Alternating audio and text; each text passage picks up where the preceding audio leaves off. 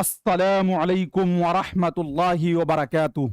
दोस्तों, मैं निशात अहमद आप तमाम साथियों का बहुत बहुत इस्तकबाल करता हूं, खैर मकदम करता हूं, वेलकम करता हूं आपके अपने ही यूट्यूब चैनल जीएस ऑनलाइन पर। आई होप कि आप लोग खैरियत व आफियत से होंगे। एक मर्तबा आप लोग वीडियो को लाइक कर लीजिएगा और चैनल को जरूर सब्सक्राइब कर लेंगे। मिटा दो अपनी हस्ती को अगर कुछ मर्तबा चाहो, मिटा दो अपनी हस्ती को अगर कुछ मर्तबा चाहो, कि दाना खाक में मिलकर गुले गुलजार होता है। आज के इस क्लास में सीटेट 2026, इसके लिए जो भी लोग तैयारी कर रहे हैं, आज हम लोग संपूर्ण हिंदी यानी कि मुकम्मल हिंदी को कवर करेंगे, जिसके अंदर सभी के सभी जितने भी सब्जेक्टिव पॉइंट होंगे वो सारे चीज आज के इस वीडियो में कवर हो जाएगा। उसी तरह जिस तरह हमने उर्दू के महा मैराथन क्लास में उर्दू के कंप्लीट थ्योरी को कंप्लीट किया है, हालांकि इसके बाद हमारा मॉडल सेट आएगा, तो मॉडल सेट एक अलग अंदाज में होगा, उसके बारे में हम आगे चर्चा करेंगे। तो ये पूरे कंप्लीट थ्योरी, अगर कोई आदमी इससे पहले कभी भी क्लास नहीं किया हो, उसको कंफ्यूजन हो कि कौन सा चैप्टर मेरा छूटा है, कौन सा क्या हुआ है, अगर वो आज का ये पूरे मुकम्मल वीडियो को देख लेगा तो उसको कंप्लीट थ्योरी जो है वो हो जाएगा। ठीक है, तो इसलिए क्लास करने से पहले दो तीन बातें मैं आपसे कहना चाहूंगा। सबसे पहली बात यह है कि मेरे भाई भीड़ का हिस्सा न बने, आप अपनी जिम्मेदारी को समझें। एग्जाम सिर्फ भीड़ में हिस्सा बन जाने से नहीं होगा, बल्कि अपनी जिम्मेदारी को समझने से आपका पास होगा। इसलिए जब आपका एग्जाम पास नहीं होगा, उस समय आपको कोई भी हाल खबर खैरियत पूछने नहीं आएगा, एक ही शब्द कहेगा कि मेहनत नहीं किया है इसीलिए पास नहीं किया है। आपको पता है कि जो आदमी कामयाब होता है उसी का डंका बजता है, तो इसीलिए जिम्मेदारी के साथ क्लास करेंगे। और इसके बाद मैं एक चीज और आपको कहना चाहूंगा, चूंकि उर्दू का मास्टर नोट्स हो गया है, हिंदी का आज हो जाएगा, इसके बाद मॉडल सेट चलेगा और इंशाअल्लाह अज़ीम उससे भी बहुत सारे डाउट्स आपके क्लियर होंगे। ठीक है, तो चलिए बिना लेट किए हुए शुरू करते हैं। बिना लेट किए हुए शुरू करते हैं इस शेर से कि हजार बर्क गिरे लाख आंधियां उठें, हजार बर्क गिरे लाख आंधियां उठें, वो फूल खिल के रहेंगे जो खिलने वाले हैं। यानी मंजिलों में कितने भी रुकावटें हो, कितनी भी दुश्वारियां हो, चाहे जो भी चीज हो जाए, जो आदमी अगर कामयाबी चाहता है तो उसके मेहनत के बकद्र उसे कामयाबी मिलके रहेगी, उसे कोई नहीं रोक पाएगा। ठीक है, चलिए शुरू करते हैं। दोस्तों, सबसे पहले हम जो है मनोवैज्ञानिक यानी कि माहिर नफ्सियात के कुछ पॉइंट्स को एक एक करके चर्चा करते चलेंगे। हमारी कोशिश होगी कि बहुत डिटेल भी नहीं हो और हमारी कोशिश होगी कि बहुत शॉर्ट भी नहीं हो, यानी आप चूंकि क्लास कर रहे हैं तो इसका मजा भी लेते चलें और कुछ चीजों को समझते भी चलें। चलिए देखते हैं दोस्तों, यहां से शुरू होता है। सबसे पहले हम लोग लेते हैं वाइगोत्स्की का, है ना। चूंकि एक चीज मैं आपको बता देना चाहता हूं, इस पूरे क्लास में आपको मैंने फर्स्ट दिन भी कहा था कि लैंग्वेज चाहे उर्दू हो, हिंदी हो, संस्कृत हो, इंग्लिश हो, मराठी हो, तेलुगु हो, कन्नड़ हो, मलयालम हो, बंगाली हो, उड़िया हो, जितने भी लैंग्वेज में सीटेट के एग्जाम हो रहे हैं उन सभी का सिलेबस एक ही है। बस फर्क इतना है कि उस लैंग्वेज में उस शब्द को क्या कहते हैं, ये अगर आपको बेसिक नॉलेज हो जाए तो आपका सीटेट का नैया पार हो जाता है। इसीलिए आप उर्दू और हिंदी पढ़ते होंगे तो उसमें बार बार जो है ना शब्द टकराते होंगे, उससे आपको घबराने की जरूरत नहीं। इसीलिए अगर आपने मेरा उर्दू वाला मास्टर नोट्स क्लास देखा होगा तो बहुत सारी चीजें जो है इसमें आपको वो चीजें मिलेंगी, लेकिन इसमें रूप यही होगा कि वो हिंदी में होगा और उसमें उर्दू में था। ठीक है, चलिए तो सबसे पहले हम लोग पढ़ेंगे वाइगोत्स्की के बारे में। वाइगोत्स्की का सामाजिक सांस्कृतिक सिद्धांत, इन्होंने कौन सा सिद्धांत दिया था? सामाजिक सांस्कृतिक सिद्धांत। कौन सा? सोशल कल्चरल थ्योरी, या दोस्तों इसी को कहा गया है SI यानी कि सोशल इंटरेक्शन। ठीक है, इन्होंने दिया था। किसने दिया था? तो वाइगोत्स्की ने। और सामाजिक सांस्कृतिक का सिद्धांत इसे ही कहा गया है सामाजी तामुल का नजरिया। सामाजी तामुल का नजरिया, ये किरदार किसने दिया था? ये तो लेवायुगोत्स्की एक रूसी मनोवैज्ञानिक थे जिन्होंने सामाजिक सांस्कृतिक का सिद्धांत दिया था। अब ये क्या कहते हैं, तो वाइगोत्स्की का मानना है कि बच्चे अपने समाज और संस्कृति से अंतःक्रिया करके, अंतःक्रिया का मतलब ये होता है कि अपने समाज में मिलकर उससे कनेक्ट होकर क्या करते हैं, सीखते हैं। यानी बच्चे का पहले अधिगम होता है और बाद में विकास होता है। जबकि पियाजे इसके विपरीत मानते हैं, उनका मानना है कि बच्चे का पहले विकास होता है और बाद में अधिगम होता है। तो ये दोस्तों लेवायुगोत्स्की का कौन सा नियम है, तो सामाजिक अंतःक्रिया का सिद्धांत। ठीक है, उसके बाद आगे चलते हैं। वाइगोत्स्की के जो कॉन्सेप्ट हैं, यानी जो इनके नजरियात हैं, वो कौन कौन से एक एक करके देखते हैं। सबसे पहले एक आपको आता है ZPD।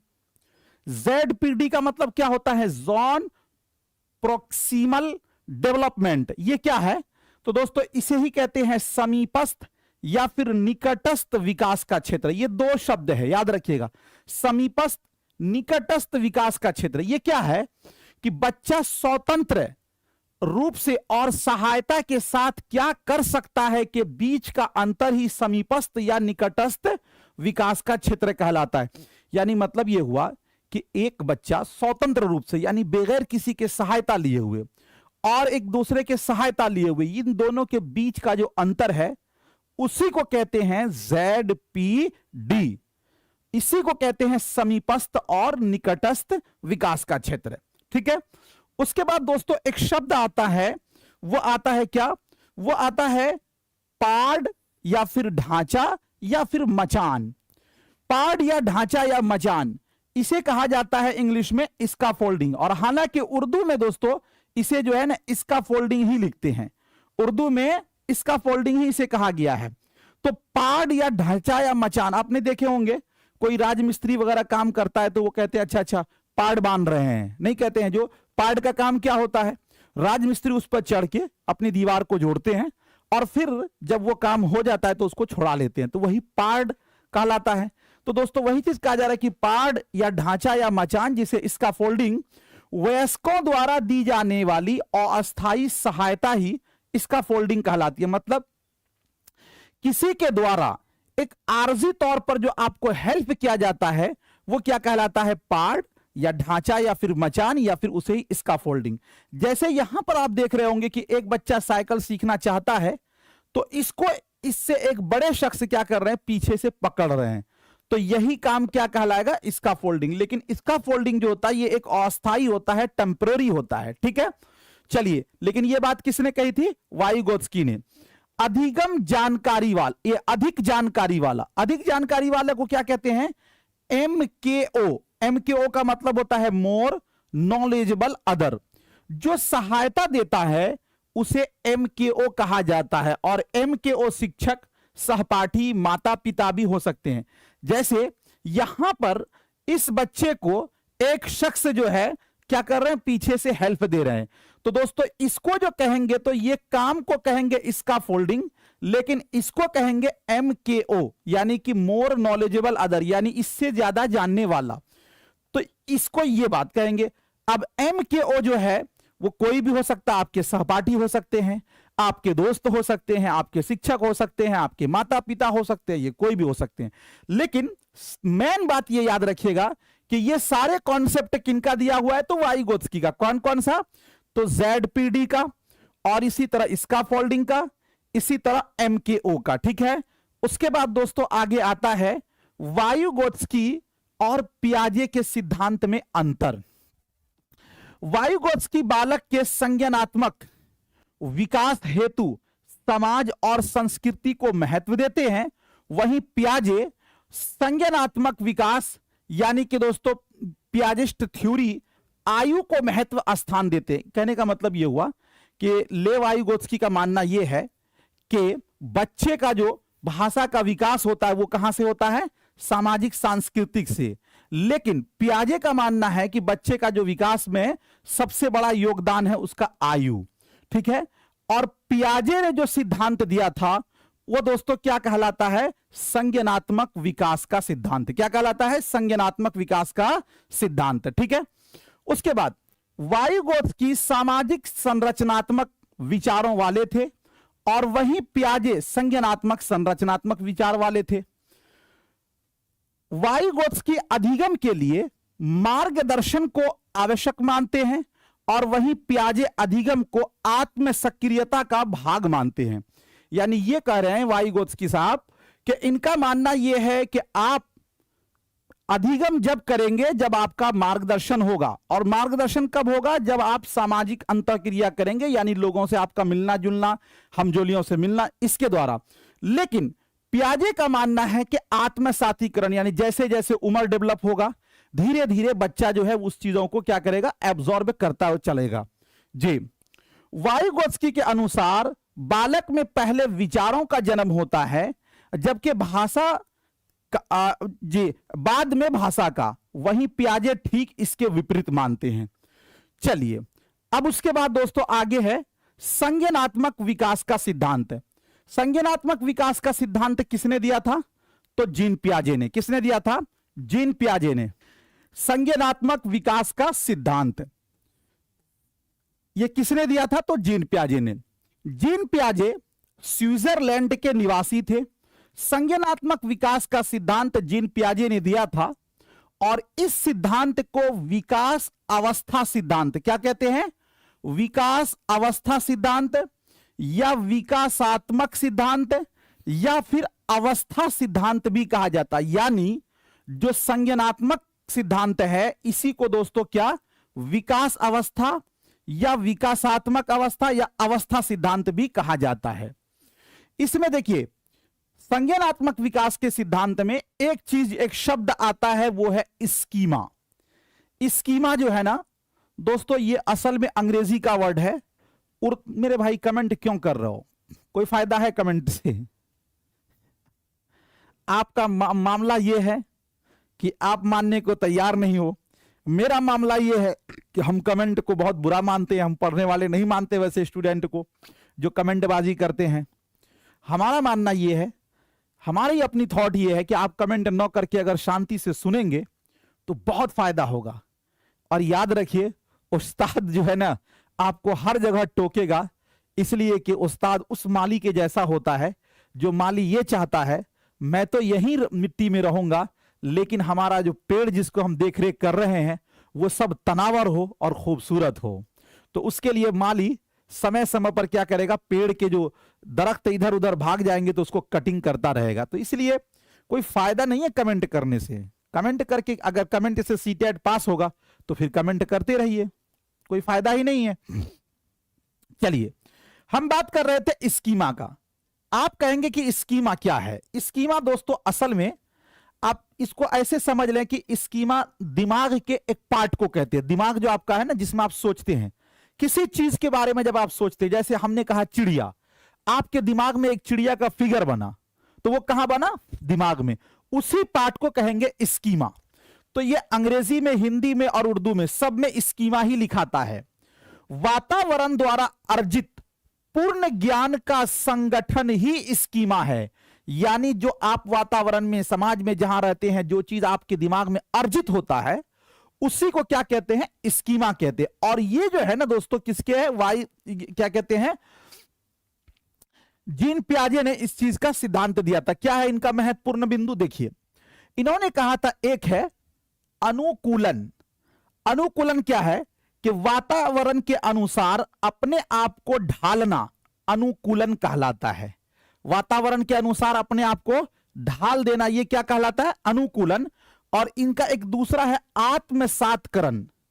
पूर्व ज्ञान को नए ज्ञान के साथ जोड़ना आत्मसातकरण कहलाता है। यानी जो चीज आप पहले सीखे हैं उसको नए ज्ञान के साथ अगर आप जोड़ते हैं तो उसी को कहते हैं आत्मसातकरण। लेकिन आत्मसातकरण किससे है भाई? तो जीन पियाजे से है। उदाहरण, जब एक बच्चा पहली बार काले रंग का कुत्ता देखता है तो वो अपने स्कीमा यानी दिमाग में सोचना ग्रहण करता है कि सभी कुत्तों का रंग काला होगा। जाहिर सी बात है, एक बच्चा जब काले रंग का कुत्ता देखेगा तो वो सोचेगा सब जितना भी कुत्ता है सब काला है। लेकिन उसी दिन या एक दिन दो दिन के बाद उसको एक और दूसरा दोस्तों क्या कुत्ता मिल गया जो कि गोला कलर का हो गया। तो अब उसके दिमाग में ये होगा कि अच्छा हमने जो सोचा था वो क्या था? हमारा अधूरा सोच था। तो कुत्ते का रंग काला होता है, परंतु जब वो सफेद रंग का कुत्ता देखता है तो वो अपने स्कीमा में यह सूचना ग्रहण करता है, कुत्ते केवल काले रंग के नहीं होते, दूसरे रंगों के भी हो सकते हैं। यानी कहने का मतलब है कि जो आपके पूर्व ज्ञान है उसमें जब आप फिल्टर करते हैं, उसमें जब आप बदलाव लाते हैं, तो उसी को दोस्तों क्या कहा जाता है? आत्मसातकरण। क्या कहते हैं? आत्मसातकरण। ठीक है, उसके बाद आगे चलते हैं। आगे आपका है दोस्तों समायोजन, जी, एकोमेंडेशन। जब बच्चा अपने पुराने स्कीमा में परिवर्तन करना शुरू कर देता है तो वह समायोजन की अवस्था में होता है। एक बच्चे की स्कीमा में यानी दिमाग में यह सूचना है कि कुत्ते 4 टांग के होते हैं, तो वो अपने आप से अनुमान लगा लेते हैं कि सभी 4 टांगों वाले पशु कुत्ते होते हैं। परंतु जब वो बिल्ली को देखता है तो वो ये अनुमान लगाता है कि 4 टांगे होते हुए भी ये कुत्ते से अलग है। तब वो अपने स्कीमा में बिल्ली को सूचना को आत्मसात करता है, तो वो अपने पुराने स्कीमा में परिवर्तन करता है। यानी जो चीज आप पहले से सोच रखे हैं उस ज्ञान में अगर उस स्थिति में आप आ गए कि उसमें परिवर्तन होने लगता है, तो उस कंडीशन को दोस्तों क्या कहते हैं? समायोजन। क्या कहते हैं? समायोजन। क्या कहते हैं? समायोजन। ठीक है, जैसे कि एक बच्चे ने देखा कि भाई 4 टांगे वाला क्या है? कुत्ता है, लेकिन उसी के बाद जस्ट उसने देखा कि एक और 4 टांगे वाला है जो कि बैल है। तो वहां पर उसने ये कहा कि अच्छा 4 टांगे वाला सिर्फ कुत्ता ही नहीं बल्कि दूसरा जानवर भी हो सकता है। तो वो अपने दिमाग में, मेमोरी में एक नए ज्ञान को क्या करेगा? अर्जित करेगा। तो उसी को कहेंगे समायोजन। ठीक है, अब उसके बाद दोस्तों एक है आत्मसातीकरण एवं समायोजन, जी, के बारे में जीन पियाजे अपने संज्ञानात्मक विकास के सिद्धांत में वर्णन किया है। आगे देखते हैं क्या है। उसके बाद दोस्तों एक और आता है स्टीफन क्रेशन का द्वितीय भाषा अधिग्रहण का सिद्धांत। यह हमने उर्दू वाले में भी पढ़ाया था, लेकिन हिंदी वाले में भी ध्यान दीजिएगा। स्टीफन क्रेशन जो है, इन्होंने SLA, SL का A का मतलब सेकंड लैंग्वेज एक्विजिशन। पिछली बार में सीटेट में यही पूछा था कि द्वितीय भाषा अधिग्रहण का सिद्धांत से संबंधित कौन मनोवैज्ञानिक है? तो दोस्तों कौन है? स्टीफन क्रेशन ने। तो इन्होंने जो दिया है द्वितीय भाषा का, जी, क्या कहते हैं? सिद्धांत। स्टीफन क्रेशन जो थे एक वो भाषाविद थे, यानी कि माहिरे दोस्तों लिसानियात थे। इन्होंने द्वितीय भाषा यानी कि SLA, सेकंड लैंग्वेज एक्विजिशन अधिग्रहण का सिद्धांत दिया है, जी, जिसमें इन्होंने 5 प्रकार की परिकल्पना दी है। इन्होंने बताया है कि इन 5 परिस्थितियों में रहकर बच्चा दूसरी भाषा को भी अर्जित कर सकता है। यानी स्टीफन क्रेशन ने कहा कि 5 कंडीशन में बच्चा रहकर सेकंड लैंग्वेज, मानक भाषा, द्वितीय भाषा, हदफ जबान को क्या करता? अर्जित करता है। सीखता नहीं है बल्कि अर्जित करता है। अब वो क्या क्या है? तो पहला ये है अधिग्रहण और सीखने की परिकल्पना। अधिग्रहण और सीखने की परिकल्पना। इनके अनुसार दूसरी भाषा के ज्ञान को विकसित करने के 2 तरीके हैं। यानी अगर आप सेकंड लैंग्वेज सीखना चाहते हैं तो उसके लिए 2 तरीका, एक ये है अर्जन और दूसरा है सीखना। अब अर्जन का मतलब क्या होता है? अर्जन का मतलब ये होता है कि ऑटोमेटिकली फितरी माहौल में आप सीख लो, और सीखने का मतलब ये होता है कि किसी चीज को आप किसी दूसरे के माध्यम से सीखें। जी, दूसरी भाषा को इस प्रकार सिखाया जाए कि बच्चा बिना लर्निंग के भाषा को अर्जित कर ले। यानी हम बच्चे को खेल खेल में दूसरी भाषा सिखा रहे हैं, तो यह आपका क्या होगा? अर्जन हो जाएगा। इन्होंने माहौल तथा कम्युनिकेशन पर बल दिया। किस पे बल दिया है? अच्छा, किसी भी भाषा को जब आप अर्जित करेंगे तो दोस्तों उसके लिए जरूरी है कि आप अर्जित उसी वक्त कर पाएंगे जब आपको उस टाइप का माहौल मिलेगा, उस टाइप का कम्युनिकेशन मिलेगा। तो इस बात पर इन्होंने बल दिया। दूसरा इनका है मॉनिटर परिकल्पना। परिकल्पना का मतलब सिद्धांत, जिसे उर्दू में मफरूजा कहते हैं। मॉनिटर परिकल्पना क्या है कि अर्जन के बाद, यानी जब किसी चीज को आपने अर्जित कर लिया, तो अर्जन के बाद जब हम भाषा सीखते हैं तो इसमें लर्निंग की वजह से परिवर्तन होता है। जैसे हम बहुत सारे गलत शब्दों का प्रयोग करते हैं, स्कूल जाने के बाद उसमें सुधार आता है। तो इस वाले जो इसको है दोस्तों क्या कहा जाता है, मॉनिटर परिकल्पना। जैसे मान लीजिए कि आपने दोस्तों सीटेट पढ़ने से पहले पहले तक आपने यही जाना होगा कि अधिगम और अर्जन दोनों एक ही चीज है, लेकिन जब आप सीटेट पढ़ने आए तो आपको दोनों में क्या अंतर फर्क में आया, अंतर समझ में आया। तो इस दोनों के अंतर और डिफरेंस को जो क्या कहते हैं, तो दोस्तों इसको कहा जाता है मॉनिटर परिकल्पना। क्या कहते हैं, मॉनिटर परिकल्पना। ये दूसरा इनका सिद्धांत है। तीसरा है आदेश परिकल्पना। बच्चे अपनी पहली भाषा एक क्रम में सीखते हैं, इसलिए उनके ऊपर नियमों को थोपेंगे नहीं बल्कि प्राकृतिक तरीके से सीखने देंगे। यानी किसी भी बच्चे को हम नियम नहीं रटवाएंगे, बल्कि वो दोस्तों हम उस नेचुरल वे में हम क्या करेंगे, लैंग्वेज सिखाएंगे। तो इस वाले इसको क्या कहेंगे, आदेश परिकल्पना। ये चौथा जो है, जो कि सबसे अहम है, वो है इनपुट परिकल्पना। इनपुट का मतलब क्या होता है कि किसी भी चीज को, एक होता है आउटपुट, एक होता है इनपुट। इनपुट का मतलब होता है डालना और आउटपुट का मतलब होता है अपना निकालना। कंप्यूटर में भी ये पढ़े होंगे आप, इनपुट डिवाइस और आउटपुट डिवाइस। तो यहां इनपुट का मतलब हुआ कि बच्चे के दिमाग में जो चीज आप डाल रहे हैं, तो यानी कि सिलेबस, यानी कि दोस्तों मवाद, यानी कि मटेरियल। तो ये क्या होना चाहिए, बच्चे को कुछ इनपुट देंगे जो वस्तुओं के माध्यम से हो सकता है या शब्दों के माध्यम से हो सकता है।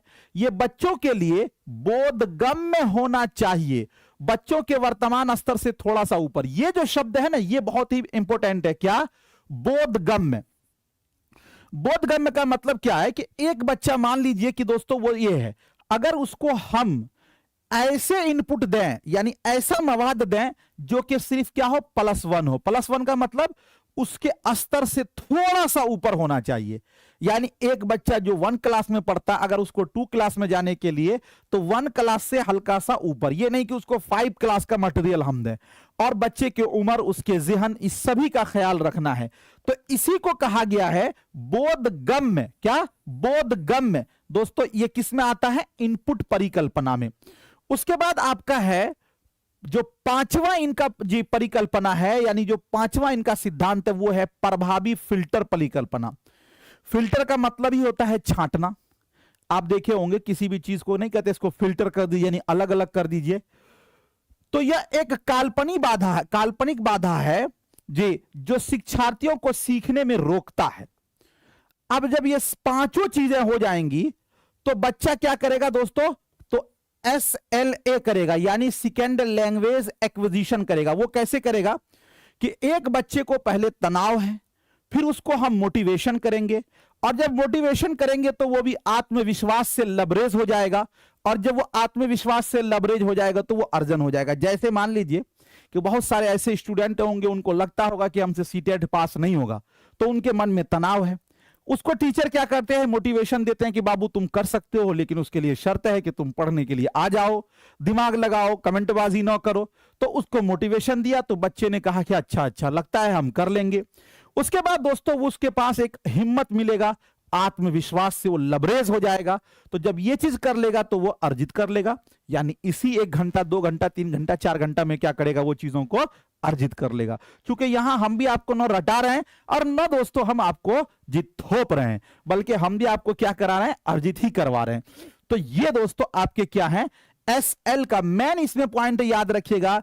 SL का मतलब सेकेंड लैंग्वेज एक्विजिशन डिवाइस किसने दिया, सेकेंड लैंग्वेज एक्विजिशन का सिद्धांत किसने दिया था, तो स्टीफन क्रेशन ने। और इसमें जो है ना इनपुट परिकल्पना में क्या आता है, तो बोधगम्य। और बोधगम्य का मतलब क्या हुआ कि स्तर से थोड़ा सा ऊपर का हमें उसे क्या देना है दोस्तों, इनपुट देना है। चलिए अब उसके बाद आगे है कुछ थॉट, कुछ नियम जो कि 1 लाइनर में, 1 शॉट में जो हम पढ़ते हैं उसको हम लोग देखेंगे।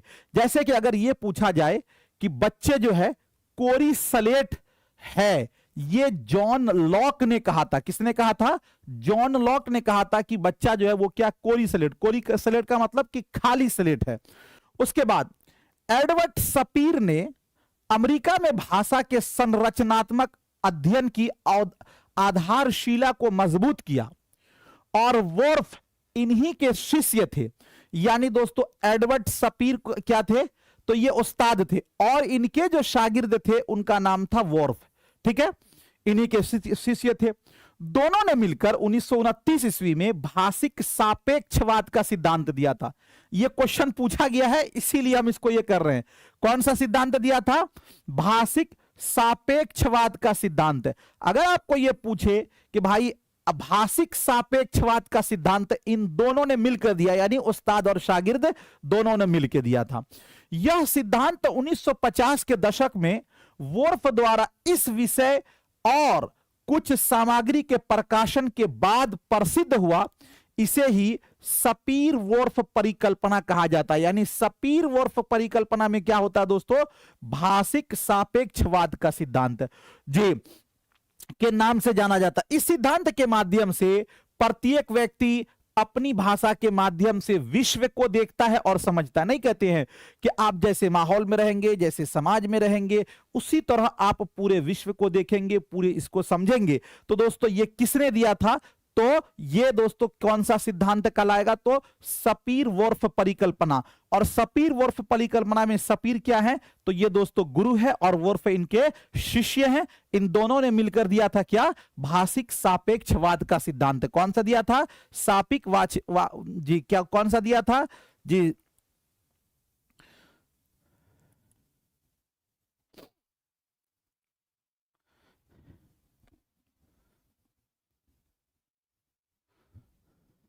जी तो इन दोनों ने कौन सा सिद्धांत दिया था? भाषिक सापेक्षवाद का सिद्धांत दिया था। चलिए एक चीज ये भी आप जान गए।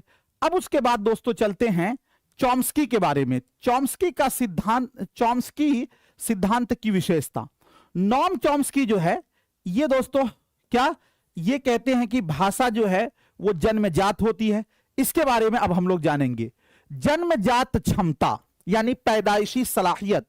चॉम्स्की के अनुसार बालक बचपन से ही भाषा और व्याकरण को सीखने की क्षमता विकसित करके लाता है। यह सहमत अनुवांशिक और सार्वभौमिक होता है। ध्यान दीजिएगा, इसके अंदर दो शब्द आया है। वो दो शब्द क्या है? एक है दोस्तों अनुवांशिक और दूसरा आपका है सार्वभौमिक। अनुवांशिक का मतलब होता है विरासती। अनुवांशिक का मतलब विरासती यानी खानदानी अमल। और दोस्तों सार्वभौमिक का मतलब होता है यूनिवर्सल ग्रामर यानी आलमी कवायद का नजरिया। यानी इनका मानना यह है कि एक बच्चा जब पैदा होता है तो उसके अंदर खानदानी तौर पर क्या होती है? सीखने की सलाहियत होती है। और यह ऐसा नहीं है कि इस खित्ते में, इस समाज में, बल्कि पूरे दोस्तों ओवरऑल वर्ल्ड में यह चीज नियम होगा। तो इसी को क्या कहेंगे? अनुवांशिक और सार्वभौमिक। अब मेन बात यह है, आपको पूछा जा सकता है कि अनुवांशिक और सार्वभौमिक किसके सिद्धांत से मिलता है? तो चॉम्स्की के सिद्धांत से। पर्यावरण की महत्वता। चॉम्स्की मानते हैं कि चाहे भाषा सीखने की क्षमता जन्मजात होती है, परंतु उसके सिद्धांतों और तत्वों को सीखने एवं उसको विकसित रूप प्रदान करने हेतु पर्यावरण महत्वपूर्ण भूमिका निभाता है। यह पर्यावरण पर निर्भर करता है कि हमारी भाषा का विकास किस दिशा की ओर होता है। यानी अगर मान लीजिए कि किसी ने यह पढ़ लिया कि नॉम चॉम्स्की ने कहा कि भाषा सीखने की क्षमता जो है जन्मजात होती है, तो चलो भाई भाषा तो हम ऑटोमेटिकली ही सीख लेंगे, इसको हम कहीं पढ़ने उड़ने नहीं जाएं, घर में ही रह के। तो नहीं, इन्होंने कहा कि आपके अंदर ये गुण है, ये सलाहियत है, लेकिन इसके लिए जरूरी है पर्यावरण, समाज, मुआशरा। यानी कि दोस्तों ये चीज इन्होंने ये कहते हैं, इसका मतलब यही हुआ। भाषाओं में संबंध। चॉम्स्की मानते हैं कि दुनिया की जितनी भी भाषाएं हैं उनके तत्वों में एक दूसरे के साथ संबंध होता है। उनके अनुसार किसी भी प्रकार की भाषा को संज्ञा, क्रिया और विशेषण के आधार पर विभक्त किया जा सकता है। यह तो वही बात है कि भाई हर भाषा के अंदर संज्ञा है, क्रिया है। अब उसके बाद आगे चलते हैं भाषा अधिग्रहण यंत्र। जैसे अभी आपने पढ़ा था कि SLA सेकेंड लैंग्वेज एक्विजिशन किसने दिया था? स्टीफन क्रेशन ने। तो इसी तरह भाषा अधिग्रहण यंत्र यानी कि LAD लैंग्वेज एक्विजिशन डिवाइस यानी कि भाषा को अर्जित करने का आला। इनका मानना यह है कि चॉम्स्की के अनुसार दिमाग का एक भाग लैंग्वेज एक्विजिशन डिवाइस यानी कि LAD का होता है, जो भाषा की क्षमता को बढ़ाने का कार्य करता है। भाषा सीखने की यह क्षमता शुरुआती 5 वर्षों में अधिक होती है और इसके पश्चात इसकी प्रभावशीलता में कमी आने लगती है। यानी समझ गए आप कि इनका मानना यह है कि 5 वर्षों में बच्चे ज्यादा से ज्यादा भाषा को अपने अंदर सीख सकते हैं, हासिल कर सकते हैं।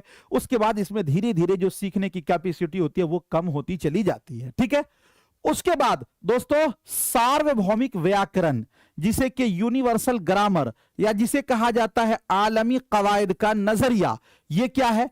तो चॉम्स्की के अनुसार भाषा सीखने के साथ साथ व्याकरण को सीखने एवं उसमें शुद्धता की मात्रा भी बढ़ते रहती है। इसके अनुसार भाषा को सीखना और व्याकरण को सीखने की प्रक्रिया क्या होती है? तो सार्वभौमिक यानी कि यूनिवर्सल होती है। क्या होती है? यूनिवर्सल होती है। क्या होती है? यूनिवर्सल होती है जी। अब उसके बाद दोस्तों आगे चलते हैं और आगे की चीजों को हम लोग देखेंगे। चॉम्स्की के अनुसार छात्र भाषा को अधिग्रहण करने हेतु 2 स्तरों का उपयोग करते हैं, सतही संरचना और गहरी संरचना। अब सतही संरचना क्या है? जिसे कि सरफेस लेवल कहते हैं। चॉम्स्की के अनुसार इस संरचना में छात्र सिर्फ भाषा की ध्वनियों एवं शब्दों का ज्ञान प्राप्त करते हैं, परंतु इसकी अर्थ को समझ पाने में वो असमर्थ होते हैं। जैसे शुरुआती दिनों में बच्चा एप्पल है ना, ऑरेंज है, ये सब शब्दों को तो वो सीख लेता है, लेकिन उसका अर्थ वो नहीं जान पाता है। उस शब्द के अर्थ को विस्तृत रूप से समझने में असफल रहते हैं, जैसे खाना, पानी, मम्मी, पापा आदि वगैरह। और गहरी संरचना यानी कि डीप लेवल, इसमें बालक शब्दों एवं ध्वनियों के अर्थ को समझने लगते हैं और उसकी विस्तृत व्याख्या करने में समर्थ हो जाते हैं। इसके अंतर्गत छात्र किसी वस्तु को परिभाषित करने के लिए उत्तम शब्दों चयन प्राप्त पाते हैं। यह उनके भाषाई विकास की परिपक्व रूप होता है। चलिए तो आगे का देखते हैं। आगे कुछ दोस्तों महत्वपूर्ण बिंदु देखिए। ये सारी चीजें जो मैं अब तक आपको बताया, आप में से बहुत सारे लोग ऐसे होंगे जिनको इसका पल्ला पड़ रहा होगा, बहुत सारे लोग ऐसे होंगे इसका बहुत ही डीपली नॉलेज होगा, चूंकि सीडीपी आपने पढ़ा होगा। बहुत सारे लोग ऐसे होंगे कि जिनको लग रहा होगा कि ये पूछा नहीं जाएगा एग्जाम में। बहुत सारे लोग कहेंगे कि हाँ बहुत अच्छा पॉइंट है। लेकिन मिला जुला के बात यह है कि दोस्तों सीटेट के जो एग्जाम है उसमें अब उसके लेवल चेंज हो रहे हैं। उसमें जो है ना सीटेट में ये नहीं देखा जाता है कि ये सीडीपी का क्वेश्चन है कि क्या है, आपको कोई भी क्वेश्चन पूछा जा सकता है। ठीक है, रही बात ये कि चूंकि दोस्तों वो तो एग्जामिनर पे डिपेंड करता है, इसलिए आप इन सबको हल्के में नहीं लीजिएगा। जो भी पॉइंट वाइज चीज है उसको मैं दर्शा दे रहा हूं, ताकि वो आपको अगर आपने कहीं भी या पढ़ा या नहीं पढ़ा तो उस चीज को आप याद रख पाए, उस चीज को आप समझ पाए। चूंकि इसका पीडीएफ भी हम आपको दे देंगे तो आपके लिए और आसानी हो जाएगा। ठीक है, अब हम लोग आगे चलते हैं। कुछ अहम अहम पॉइंट्स यानी कि कुछ महत्वपूर्ण बिंदु। क्या है महत्वपूर्ण बिंदु जी? अब यहां से चूंकि लैंग्वेज है तो यह चीज आपको लेना देना पड़ेगा। पाला आपने उर्दू में भी पढ़ा होगा, हिंदी, क्योंकि हम लोग हिंदी के बारे में पढ़ रहे हैं। भारत की एक राजभाषा है। कैसी भाषा है? राजभाषा, न कि राष्ट्रीय भाषा। यानी हिंदी जो है ये एक राजभाषा है, राष्ट्रीय भाषा नहीं है। इसका उल्लेख अनुच्छेद 343 क में किया गया। इसी को कहीं कहीं पर सिंपल में लिख दिया जाता है 343 बस, चूंकि क का मतलब हुआ एक और एक का मतलब हुआ ए, और इसी को दोस्तों क कहेंगे और उर्दू में अलिफ कहेंगे। तो दोस्तों हिंदी के बारे में संविधान के किस अनुच्छेद में वर्णन है? तो यह है 343 क में। क्या दर्जा इसको मिला हुआ है? तो यह राजभाषा है। राजभाषा का मतलब यह होता है कि यह सरकारी भाषा लेकिन राष्ट्रीय भाषा नहीं है, इसलिए कि भारत एक बहुभाषिक देश है, इसका कोई भी राष्ट्रीय भाषा नेशनल लैंग्वेज नहीं है।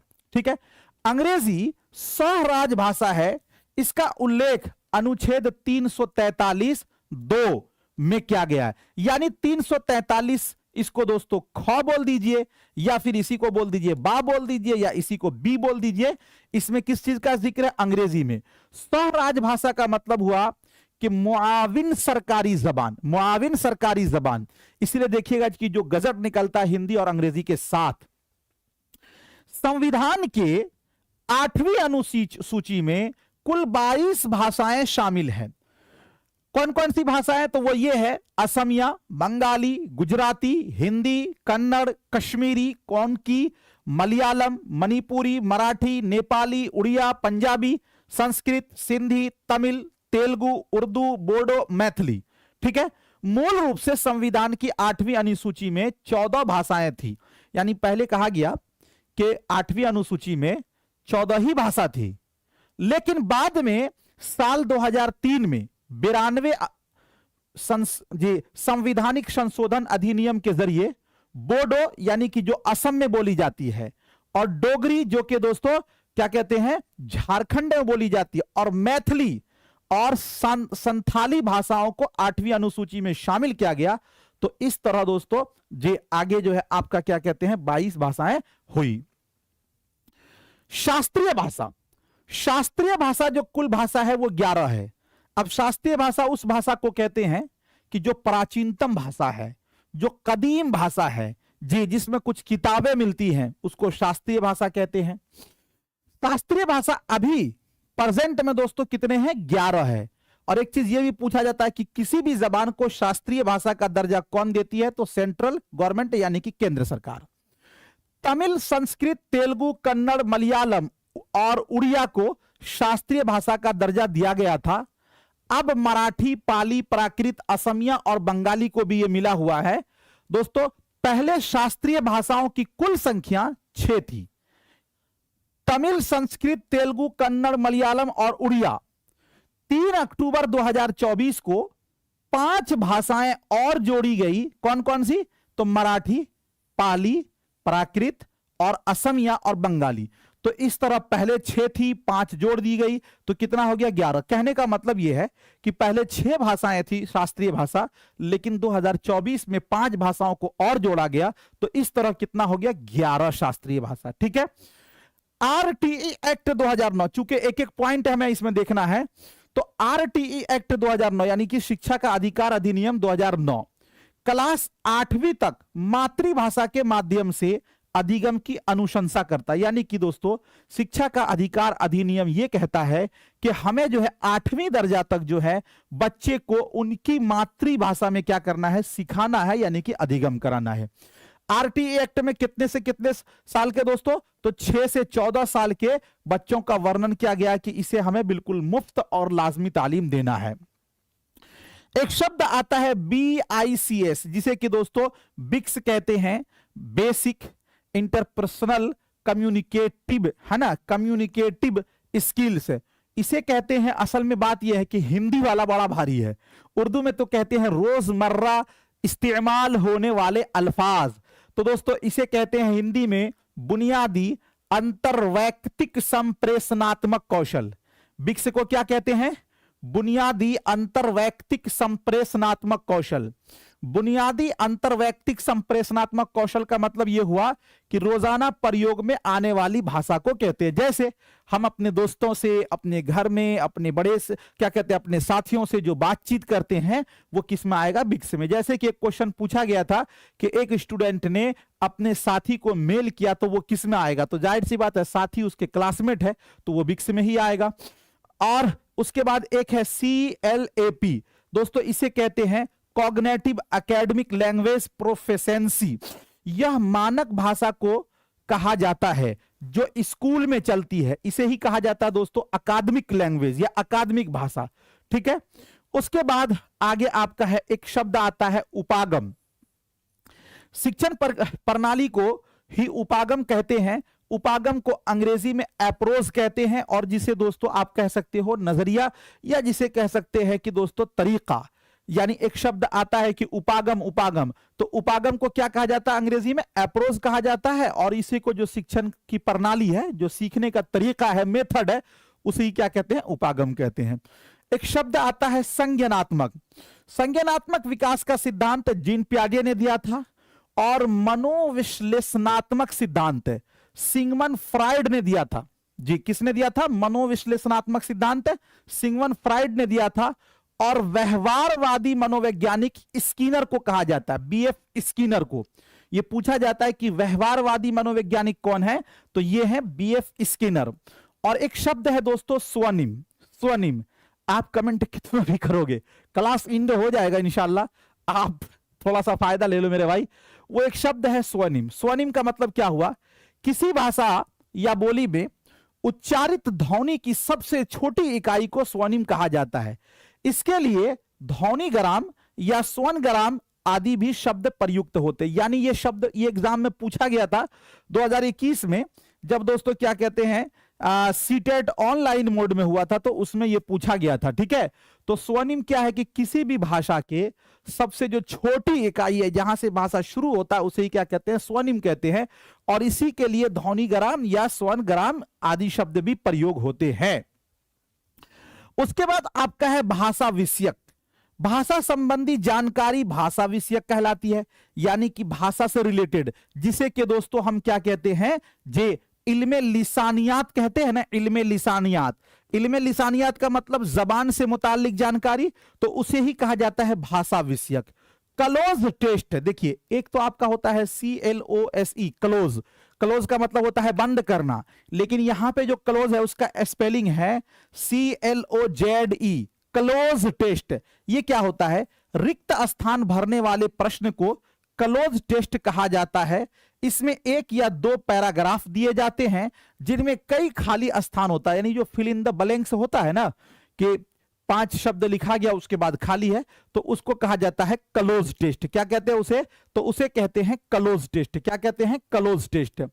उसके बाद दोस्तों मौन पठन के बाद बालकों से पूछे गए प्रश्न कालांतरित प्रश्न कहलाते हैं। मौन पठन का मतलब जब आप मन में ही मन में पढ़ते हैं, चुपचाप पढ़ते हैं, तो दोस्तों उसके बाद अगर आपसे कोई प्रश्न किया गया तो वैसे प्रश्न को क्या कहते हैं जी, कलांतरित प्रश्न। क्या कहते हैं, कलांतरित प्रश्न। ये पूछा गया है इसीलिए इसको हाईलाइटेड कर दिया हूं। चुपचाप जब आप पढ़ते हैं, उसके बाद अगर आपसे कोई प्रश्न, जैसे कोई कहानी है, कोई वाकया है, वो पढ़ लिए, तो उसके बाद जो प्रश्न किया जाएगा उसे क्या कहेंगे, कलांतरित प्रश्न। ठीक है। इकाई परीक्षण। इकाई परीक्षण क्या होता है, इकाई का मतलब होता है सिंगल यानी अकेला। शिक्षक द्वारा निर्मित परीक्षण, इसके उत्तर रटे रटाए होते हैं। इकाई परीक्षण में पाठ्यक्रम से नहीं बल्कि अध्यापक द्वारा पढ़ाए गए पाठ्यक्रम से प्रश्न पूछे जाते हैं। जैसे हमने आपको कोई चैप्टर पढ़ाया और उसी चैप्टर से अगर हमने आपका टेस्ट लिया तो उसको कहा जाता है दोस्तों इकाई परीक्षण। क्या कहा जाता है, इकाई परीक्षण। यानी जो शिक्षक के द्वारा पढ़ाया जाता है उसी चीज को अगर टेस्ट लिया जाए तो उसको कहते हैं इकाई परीक्षण। एक भाषा में दक्षता प्राप्त कर लेने पर दूसरी भाषा के कौशलों को आसानी से सीख लेना, यह कहलाता है कौशल का अंतरण। दोस्तों इसी को कहते हैं महारत की मुंतकिली। क्या कहते हैं इसे, महारत की मुंतकिली। ये क्या होता है, जैसे मान लीजिए कि आपकी उर्दू बहुत अच्छी है, आप हिंदी सीखना चाहते हो, तो उर्दू जो अच्छी है इसके कुछ जो कौशल, जो स्किल है आपके अंदर, वो आपको हिंदी भी अच्छी कर देगी।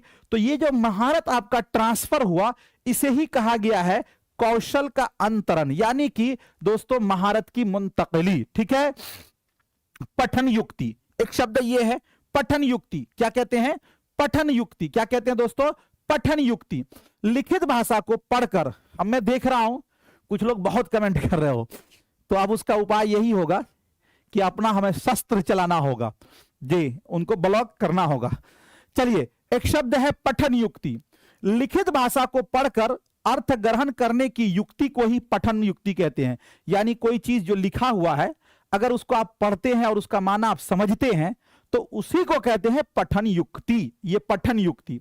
भाषा में सहजता, ये क्या होता है, जब कोई व्यक्ति शुद्ध उच्चारण से बिना रुके अपनी विचारों को प्रकट करता है, तब उसे भाषा में सहजता यानी कि फ्लुएंसी माना जाता है। यानी जिसे दोस्तों हम लोग कहते हैं रवानी। नहीं कहते अरे उसकी क्या रवानी है भाई, जबान इस्तेमाल करने की क्या रवानी है, तो इसे ही कहते हैं भाषा में सहजता। यानी बिना रुके बिल्कुल सही शुद्ध उच्चारण के साथ आप जब भाषा का प्रयोग करने लगते हैं तो उसे कहा जाता है भाषा में सहजता।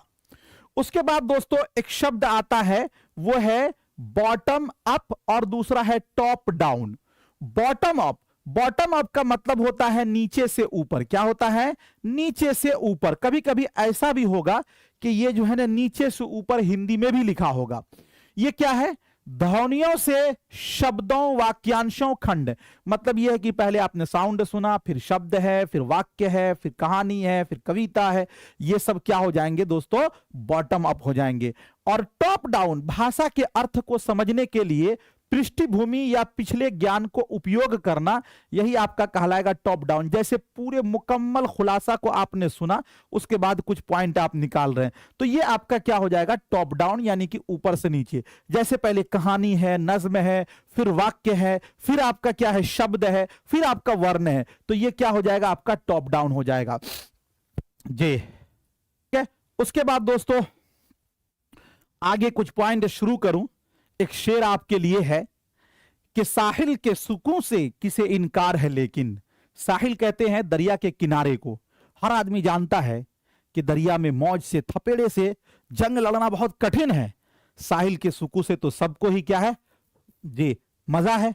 तो साहिल के सुकून से किसे इनकार है, लेकिन तूफान से लड़ने में मजा और ही कुछ है।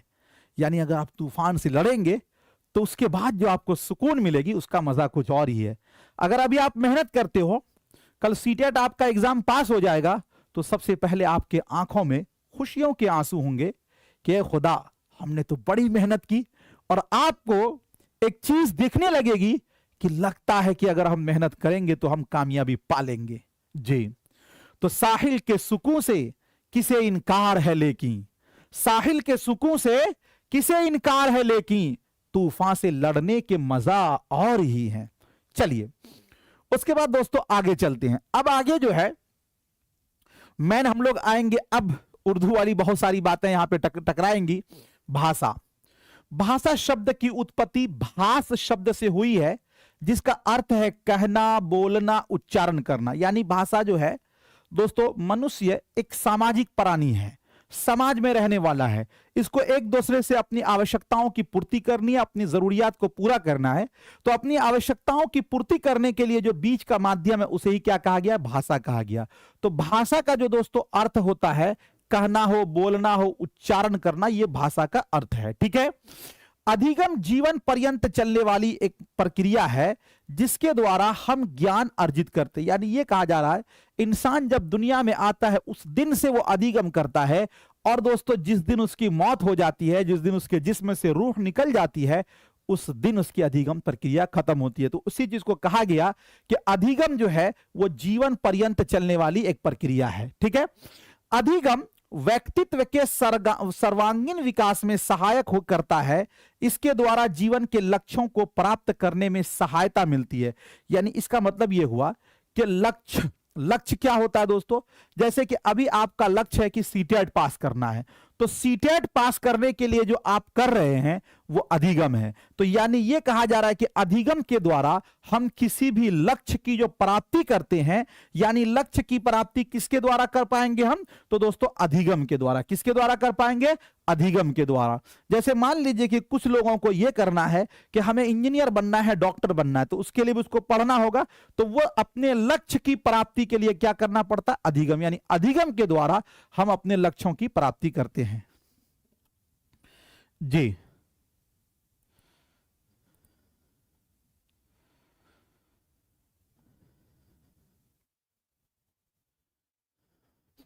चलिए, भाषा मुख से निकलने वाली सार्थक शब्दों, वाक्यों का एक समूह है, जिसके द्वारा हम अपने विचारों, भावों का आदान प्रदान करते हैं। भाषा के दो रूप हैं। यानी यह कहा जा रहा है कि भाषा जो है आपके मुंह से जो निकलती है, उसी का सार्थक समूह को भाषा कहते हैं। और भाषा के दो रूप है, एक ये रूप है कि मौखिक भाषा, और दूसरा है लिखित। मौखिक का मतलब होता है मुंह जबानी बोलना, और दूसरा लिखित, जैसे कि अभी हम लिखकर बोल रहे हैं। ठीक है। भाषा अधिगम, दोस्तों भाषा अधिगम किसे कहते हैं, ध्यान दीजिएगा। एक तो आपका है अर्जन, अर्जन इसके बाद आएगा जस्ट। अर्जन ये होता है कि जब हम अपने घरेलू माहौल में, अपने घर में, समाज में जो हम ऑटोमेटिकली सीख लेते हैं फितरी तौर पे, वो है अर्जन। और अधिगम जिसमें हमें टीचर की आवश्यकता पड़ती है, जिसमें हमें किताब की आवश्यकता पड़ती है, अधिगम के जरिए हम अपने लक्ष्यों की प्राप्ति करते हैं। तो वही चीज कहा गया कि भाषा अधिगम, इसमें किताब और व्याकरण की जरूरत पड़ती है। किसी भी प्रकार की अधिगम जीवन भर चलती रहती है। भाषा को अर्जित संपत्ति भी कहा गया है। यानी दोस्तों भाषा को क्या कहा गया? अर्जित संपत्ति। उसके बाद आगे देखते हैं मुख्य बिंदु। मुख्य बिंदु में क्या है? भाषा अधिगम में नियम सीखे जाते हैं। याद रखिएगा, अधिगम का मतलब क्या होता है? आमोजिश, और ये उर्दू में भी हमने आपको पढ़ाया है। तो भाषा अधिगम में क्या सीखे जाते हैं? नियम सीखे जाते हैं। भाषा अधिगम को द्वितीय भाषा के नाम से भी जाना जाता है। भाषा अधिगम विद्यालय से प्रारंभ होता है।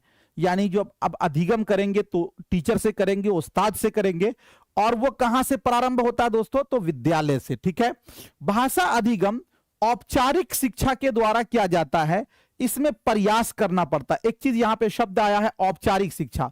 देखिए, एक शिक्षा आपका है औपचारिक और एक है अनौपचारिक। तो जो औपचारिक है इसे ही दोस्तों कहा गया है रस्मी तालीम। क्या कहा जाता है? रस्मी तालीम। रस्मी तालीम क्या होता है? कि जो रस्मन होता है, यानी जिसका एक टाइम टेबल फिक्स है। जैसे मान लीजिए आप स्कूल में, कॉलेज में, मदरसा में, मकतब में पढ़ेंगे तो उसका एक टाइम टेबल फिक्स है और इतनी मुद्दत में आपको पढ़ना होगा। तो दोस्तों ये क्या कहलाएगा? औपचारिक शिक्षा। तो वही चीज कहा जा रहा है कि भाषा अधिगम औपचारिक शिक्षा के द्वारा किया जाता है और इसमें प्रयास करना पड़ता है। जैसे आपके बहुत सारे साथी आए होंगे, पढ़े होंगे, उनको लगा होगा कि बहुत भारी है, वो भाग गए होंगे, यानी उसने प्रयास नहीं की। और जो प्रयास किए, जैसे आप प्रयास किए तो आप यहां तक पहुंच गए। तो अधिगम यानी रस्मी तालीम में क्या होता है? प्रयास करना पड़ता है, और अर्जन में कोई प्रयास करने की जरूरत नहीं होती है। भाषा अधिगम में शिक्षक, विद्यालय, पाठ्यक्रम, पाठ्य पुस्तकें, शिक्षण पद्धति की अहम भूमिका होती है। जी, अब उसके बाद दोस्तों चलते हैं, वो आपका है भाषा अर्जन। भाषा अर्जन जिसे दोस्तों हम कहते हैं इक्तिसाब, या फिर जिसे कहा जाता है हुसूल, या जिसे कहा जाता है तहसील। भाषा का अर्जन बालक अनुकरण द्वारा करता। अनुकरण का मतलब होता है नकल के द्वारा। जैसे दोस्तों आप घर में रहेंगे, आपके माता पिता आपके घर समाज में जो जैसी लैंग्वेज बोलेंगे, अगर सब तुम ताम बोलता है तो आप भी तुम ताम बोलोगे, और अगर सब प्यार से बोलता है तो यानी आप जैसे साए में रहेंगे उसका असर पड़ेगा। तो वही चीज कहा जा रहा है कि भाषा का अर्जन बालक अनुकरण द्वारा करता है। बालक अपने वातावरण में जिस तरह लोगों को बोलते हुए सुनता है, लिखते हुए देखता है, उसी का वो अनुकरण करके सीखने का प्रयास करता है। यह एक प्राकृतिक प्रक्रिया है। प्राकृतिक प्रक्रिया का मतलब कि ये एक फितरी अमल है, यानी कि दोस्तों नेचुरल मेथड। इसके लिए कोई औपचारिक साधनों की आवश्यकता नहीं होती है। इसके लिए कोई औपचारिक साधनों की आवश्यकता नहीं होती है। ठीक है, चलिए किसके लिए? अर्जन के लिए। अब हम लोग देखेंगे मुख्य बिंदु। मुख्य बिंदु किसका है? तो अर्जन का। क्या क्या है देखते हैं। पहला कहा जा रहा है कि भाषा अर्जन में किसी किताब या व्याकरण की आवश्यकता नहीं होती। यानी घर के भाषा के लिए आपको किसी किताब की जरूरत होगी? कोई किताब की आवश्यकता नहीं है, किसी किताब की आपको जरूरत नहीं है जी। उसके बाद दोस्तों आगे आपका है भाषा अर्जन की प्रक्रिया सहज और स्वाभाविक होती है। सहज और स्वाभाविक का मतलब होता है नेचुरल होता है, फितरी होती है। भाषा अर्जन में सबसे ज्यादा महत्व परिवार और समाज का होता है। जैसे अधिगम में सबसे ज्यादा महत्व विद्यालय का होता है, परिवेश का होता है, तो इसी तरह भाषा अर्जन में सबसे ज्यादा महत्व परिवार और समाज का होता है। भाषा अर्जन की विधियां निम्न प्रकार की होती है। एक आपका है अनुकरण विधि, यानी नकल करके सीखना। दूसरा है अभ्यास विधि, और तीसरा है पुनरावृत्ति विधि। ये तीन विधि से भाषा को क्या किया जाता है? अर्जित किया जाता है। तो अनुकरण विधि, अनुकरण का मतलब होता है नकल करना, यानी कि तकलीद करना। बालक जब भी भाषा के नियम या व्याकरण को सुनता है तो वो उसका बिना अर्थ जाने दोहराने लगता है। इसे अनुकरण कहते हैं। जैसे आपके घर में आप जैसे जैसे बोलोगे, बच्चा उसका अर्थ न भी जानेगा लेकिन वो उसको उसी तरह बोलेगा। तो इसी को कहते हैं अनुकरण विधि। दूसरा है अभ्यास विधि। भाषा के नियमों और व्याकरण का बालक बार बार अभ्यास करता है, इसे अभ्यास करते यानी दोहराया जाता है। पुनरावृत्ति का मतलब होता है रिपीट करना, दोहराना। बालक जिस नियम को बार बार सुनता है, अभ्यास करता है, उसे अपने जीवन में डालने की कोशिश करता है और उसको बार बार बोलता है, उसे ही क्या कहते हैं? पुनरावृत्ति कहते हैं। ठीक है, पुनरावृत्ति का मतलब ही होता है दोहराना। अब दोस्तों आगे चलते हैं। विभिन्न मनोवैज्ञानिकों के अनुसार भाषा अधिगम एवं अर्जन के संदर्भ में मतभेद, जो हम लोगों ने उर्दू में पढ़ा था कि अलग अलग माहिर नफ्सियात के अलग अलग नजरियात हैं कि कोई कहते हैं कि भाषा रटने से सीखा जाता है, कोई कहते हैं सामाजिक अंतःक्रिया से, कोई कुछ कहते हैं, कोई कुछ कहते हैं। तो उसको हम एक एक लाइन में जान लेते हैं। जैसे कि दोस्तों पावलोव और स्किनर के अनुसार भाषा की क्षमता का विकास कुछ शर्तों के अंतर्गत होता है, जिसमें नकल, अभ्यास, रटने जैसी प्रक्रिया शामिल है। यानी पावलोव और स्किनर एक व्यवहारवादी मनोवैज्ञानिक थे। इनका मानना यह है कि बच्चे जो भाषा सीखते हैं वो नकल करके, रट के, अभ्यास करके।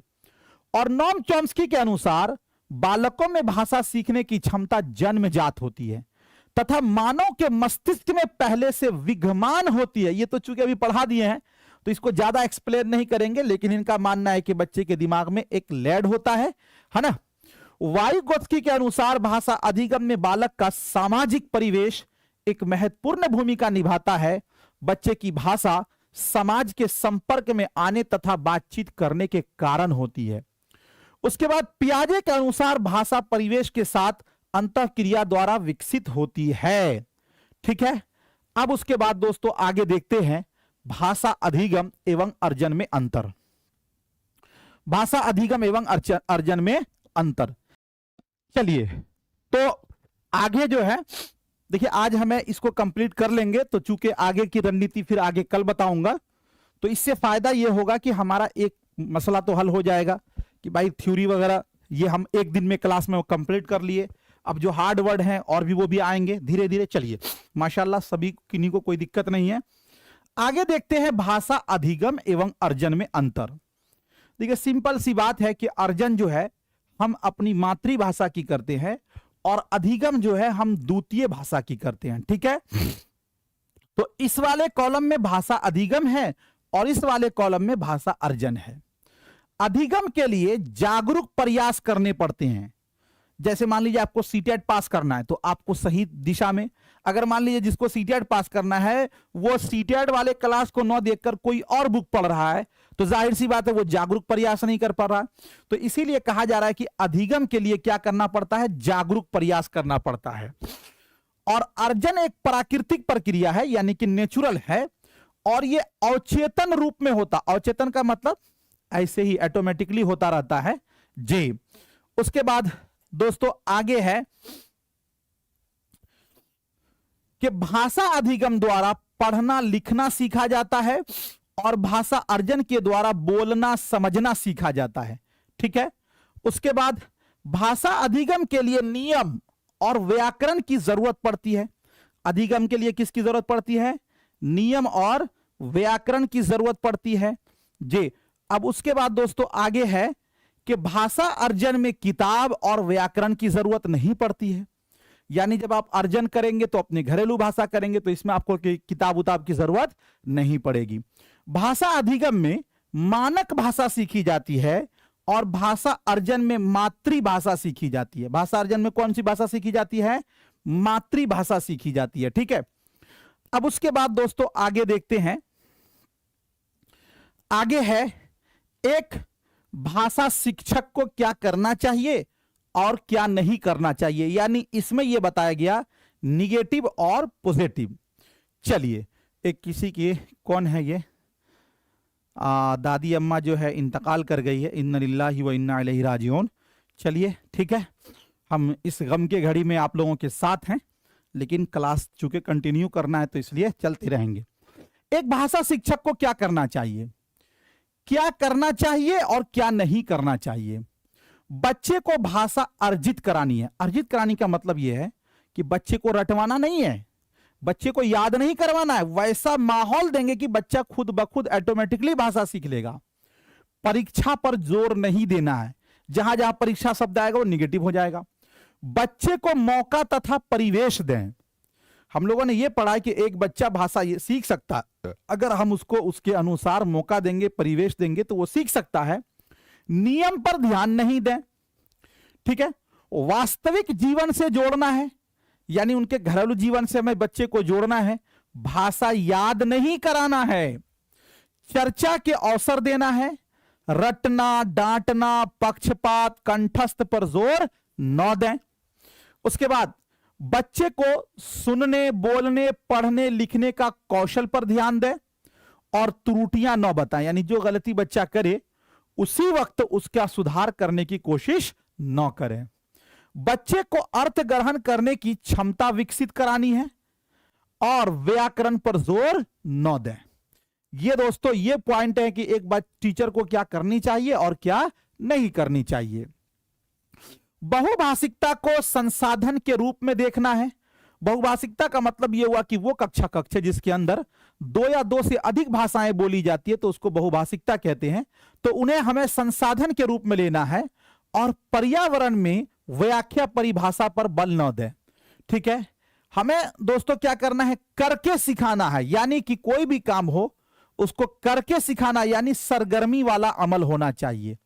ठीक है, बालक की सक्रिय भागीदारी हो, खेल खेल में शिक्षा प्रोत्साहन यानी मोटिवेशन होना चाहिए, मातृभाषा में शिक्षा देना है और भ्रमण पर ले जाना है, यानी कि विजिट करवाना, यानी कि घुमाना भी है। ये दोस्तों एक टीचर को क्या करनी चाहिए और क्या नहीं करनी चाहिए। अब आगे हम लोग देखेंगे भाषा शिक्षण के सिद्धांत। भाषा शिक्षण के सिद्धांत क्या क्या हैं, एक एक करके उसको हम लोग देखते हैं। जी, क्या कहा जा रहा है कि भाषा वो साधन है जिसके द्वारा हम अपने विचारों को व्यक्त करते हैं और इसके लिए हम वाचिक ध्वनियों का उपयोग करते हैं। वाचिक ध्वनि का मतलब कि जिसके लिए हम बोली का उपयोग करते हैं वो क्या है, भाषा है। ठीक है, संप्रेषण का माध्यम, संप्रेषण का मतलब होता है कम्युनिकेशन और इसे ही उर्दू में कहते हैं तरसील, यानी भाषा जो है वो हमारे संप्रेषण यानी कम्युनिकेशन का माध्यम है। मनुष्य एक सामाजिक प्राणी है। समाज में प्रत्येक मनुष्य किसी न किसी रूप में एक दूसरे पर आश्रित है, यानी कि टिका हुआ है। इसी कारण उन्हें परस्पर आपस में संवाद स्थापित करने की आवश्यकता पड़ती है। भाषा इसी संवाद को स्थापित करने का माध्यम है। भाषा शिक्षण का अर्थ एवं महत्व। भाषा शिक्षण वो प्रक्रिया अथवा वो माध्यम है जिसमें इस बात पर बल दिया जाता है कि बच्चा पढ़ना लिखना कैसे सीखता है, यानी भाषा शिक्षण में बच्चे के पढ़ने लिखने के बारे में बात की जाती है। किसी बच्चे को पढ़ना लिखना किस प्रकार सिखाया जाए ताकि भाषा को समझ के साथ प्रयोग कर सके, यानी एक बच्चा कैसे भाषा सीखता है और एक बच्चे को कैसे भाषा सिखाया जाए, इन चीजों पर जिसमें चर्चा की जाती है उसे ही क्या कहते हैं, भाषा शिक्षण। जी, अब उसके बाद दोस्तों आगे चलते हैं। वायुगोत्स्की के अनुसार बालकों के भाषा सीखने में समाज तथा परिवेश एक महत्वपूर्ण भूमिका निभाते हैं। जी, और एक चीज यह भी याद रखिएगा कि शिक्षण की प्रक्रिया एक त्रिआयामी प्रक्रिया है जिसका केंद्र बिंदु छात्र होता है। ब्लूम के अनुसार आपको मैंने पढ़ाया कि जो शिक्षण प्रक्रिया है वो से लिसानी फॉर्मूला, यानी कि एक त्रिआयामी प्रक्रिया। तो इसमें यह कहा गया कि दोस्तों जिसका केंद्र बिंदु क्या है, छात्र है। ठीक है, ये जो त्रिआयामी प्रक्रिया है वो क्या है, तो उसको आप ऐसे समझ लें कि ये जो त्रिआयामी प्रक्रिया है दोस्तों इसके केंद्र में क्या होता है, तो स्टूडेंट यानी कि दोस्तों तालिबे इल्म होता है। ठीक है, और उसके बाद एक क्या है तो निसाब होता है और एक क्या है तो दोस्तों उस्ताद होते हैं। ठीक है, तो इसीलिए कहा गया कि भाषा शिक्षण जो एक क्या है, एक त्रिआयामी प्रक्रिया है। इसलिए शिक्षक को सदैव शिक्षण प्रक्रिया के दौरान छात्र को ध्यान में रखकर ही शिक्षण सिद्धांत का चयन करना चाहिए, तभी शिक्षा का वास्तविक उद्देश्य पूर्ण हो सकता है। भाषा सीखने के कुछ प्रमुख सिद्धांत होते हैं जिनसे सही एवं प्रभावी शिक्षण का आधार स्पष्ट होता है। यह जानना महत्वपूर्ण है कि शिक्षण हेतु 3 तत्वों का होना अत्यावश्यक है, यानी भाषा जो एक त्रिआयामी प्रक्रिया है उसमें 3 चीज होती है। कौन कौन सी होती है, तो एक आपका शिक्षक है, दूसरा शिक्षार्थी एवं पाठ्यक्रम। पाठ्यक्रम का मतलब निसाब यानी कि सिलेबस, ये 3 चीज होता है, लेकिन जो केंद्र बिंदु है दोस्तों वो क्या है, शिक्षार्थी है। ठीक है, इन 3 तत्वों पर ही शिक्षण के सभी सिद्धांत आधारित होते हैं। देखेंगे आप दोस्तों, निसाब, शिक्षक और शिक्षार्थी। निसाब, शिक्षक, शिक्षार्थी, ये 3 प्रक्रिया है भाषा के। चलिए अब उसके बाद आगे चलते हैं, आगे की चीजों को, भाषा शिक्षण के सिद्धांत को देखते हैं। क्या क्या है भाषा शिक्षण के सिद्धांत, तो भाषा शिक्षण के बारे में जहां बात आएगी तो गोया के इसमें यह बात हो रही है द्वितीय भाषा के बारे में। किसके बारे में बात हो रही है? द्वितीय भाषा के बारे में। वो क्या है दोस्तों, ध्यान दीजिएगा। पहला इसका सिद्धांत है क्रियाशीलता का सिद्धांत। क्रियाशीलता को उर्दू में कहते हैं सरगर्मी वाला अमल। सरगर्मी वाला अमल बच्चे को सहज एवं सतर्क बनाने हेतु पठन, वाचन, लेखन के साथ साथ अन्य अनेक नवनवीन कार्य, तरह तरह के अभ्यास, साहित्यिक कार्यक्रमों का आयोजन किया जाना चाहिए।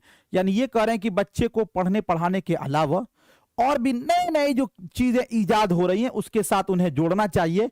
इसे ही कहा गया है क्रियाशीलता का सिद्धांत। जैसे कभी कोई नाटक हो, वाद विवाद हो, कोई खेल हो, कोई ड्रामा हो, इन सभी में शामिल होना चाहिए। रुचि का सिद्धांत। रुचि का मतलब यह है कि जब तक किसी भी चीज को आप उसी वक्त हासिल कर सकते हैं जब उसमें आपका मन लगता हो। तो रुचि का सिद्धांत क्या कहता है? शिक्षण रुचि पैदा करने वाला, रुचि जगाने वाला होना चाहिए, जिससे छात्र स्वेच्छा से पूरा ध्यान केंद्रित करके शिक्षा ग्रहण कर सके। जब तक किसी चीज में आपको मन नहीं लगता है तो उसको आप हासिल नहीं कर पाएंगे। तो इसीलिए आपकी शिक्षण ऐसी होनी चाहिए कि जो बच्चे के अंदर क्या हो, जिज्ञासा ले आए, बच्चे के अंदर एक तड़प हो, एक लगन हो। उसके बाद अभिप्रेरणा का सिद्धांत, या जिसे पुनर्बल का सिद्धांत कहते हैं, या इसे ही दोस्तों कहते हैं मोटिवेशन, या जिसे कहते हैं कि हौसला अफजाई वाला शिक्षण होना चाहिए। यह सिद्धांत बीएफ स्किनर ने प्रतिपादित किया था। जिस कौशल में बच्चा अधूरा कमजोर है उस कौशल का अभ्यास करवाया जाए, उस पर पुनर्बल दिया जाए, जिसे उस कार्य में उसका सुधार और रुचि जागृत हो। यानी जो पॉइंट बच्चे का कमजोर है उस पर ध्यान दिया जाए ताकि बच्चे उसमें मजबूत हो। ठीक है, यही दोस्तों क्या है, अभिप्रेरणा का सिद्धांत है। उसके बाद आगे है अनुकरण का सिद्धांत। बच्चे अपने से बड़ों को आदर्श का अच्छे साथी के क्रियाकलापों का अनुकरण करते हैं। यानी हर स्टूडेंट अपने से बड़ों का क्या करते हैं, नकल करते हैं। तो इस बात को ध्यान में रखते हुए शिक्षकों को अपना उच्चारण साफ और शुद्ध करना चाहिए। यानी इसके मतलब यह हुआ कि एक बच्चा अपने बड़ों का नकल करता है तो इसलिए शिक्षक का जो उच्चारण होना चाहिए वो बिल्कुल साफ होना चाहिए और शुद्ध होनी चाहिए। व्यक्तिगत विभिन्नता का सिद्धांत है। यह क्या कहा जाता है कि भिन्न भिन्न भाषा, परिवेश, परिस्थिति से आए बच्चे भी अपनी भिन्नता के बावजूद पढ़ सकें। यह सिद्धांत इस बात पर बल देता है। जैसे टीचर के दिमाग में यह बात नहीं होनी चाहिए कि जो बच्चे देहात से या पिछड़े समाज से आ रहे हैं वो भाषा को उतनी जल्दी नहीं सीख सकते हैं, उसे अलग पढ़ाया जाए। जो बहुत डेवलप शहर से आ रहे हैं, जो बहुत आला इससे आ रहे हैं, वो जल्दी सीख सकते हैं, ऐसा नहीं होना चाहिए। बल्कि भिन्नता के बावजूद भी वो बच्चे भाषा सीख सकते हैं। ये चीज इसके बारे में कही जा रही है। अनुपात एवं क्रम का सिद्धांत है। भाषा कौशल विशेषतः 4 प्रकार के होते हैं: सुनना, बोलना, पढ़ना, लिखना।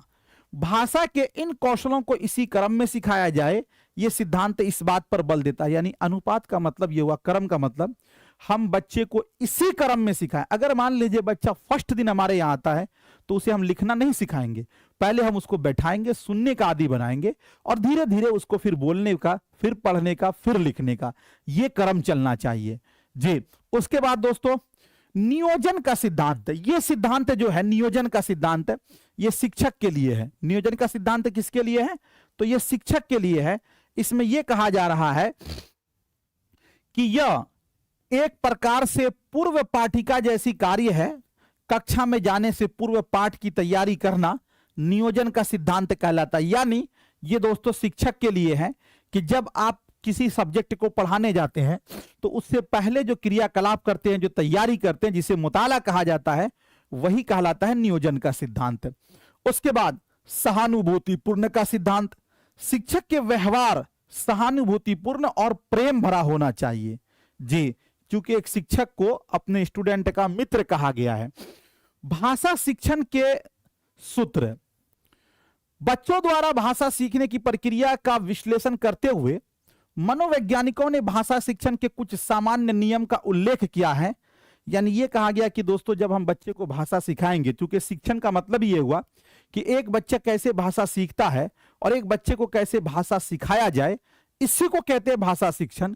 तो उसके कुछ उसूल हैं और वो उसूल ये कहता है कि दोस्तों सबसे पहले हमें सरल से जटिल की ओर चलना है, जिसे कहा गया कि आसान से मुश्किल की ओर।